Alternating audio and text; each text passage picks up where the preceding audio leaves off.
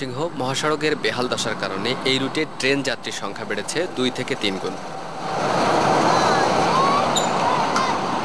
ভাঙা সড়কে জীবনের ঝুঁকি এড়াতে বেশিরভাগ মানুষ নিরাপদ ভ্রমণে বেছে নিচ্ছেন ট্রেন, কিন্তু সেখানেও ভোগান্তি কম নয়। আমাদের ট্রেনটা ছিল সকাল 9:30টায়।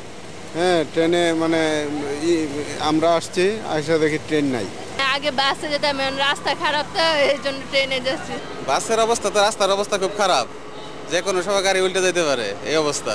এখন ট্রেন ছাড়া আর কোনো গতি নাই। তো জানতে পারছি যে ওই যে রুটে যে বাস লাইনটা, এটা কতগুলো বাস কাইট হয়ে পড়ে রয়েছে, রাস্তাঘাট যাওয়ার মতো, বাস যাওয়ার মতো কোনো পরিস্থিতি নেই। বাড়তি যাত্রীদের কারণে রেলওয়েকে পড়তে হচ্ছে নানা সমস্যায়। সময় মতো ট্রেন না আসায় যাত্রীদের নানা কথা শুনতে হয় তাদের। সমস্যা, প্রচুর পরিমাণ সমস্যা দেখা দিচ্ছে আমাদের। মনে করেন রাস্তায় আমাদের জ্যামে পড়তেছি, আমাদের ক্রসিংয়ে ফেলাচ্ছে, একটার পর একটা যাত্রীদের দুর্ভোগ বেশি বাড়তেছে। এতে আমাদের এটা চলে মনে করেন ময়মনসিংহ প্রতি স্টেশন ব্রেক হয়, অন্যান্য ট্রেন প্রতি স্টেশনে ব্রেক হয় না।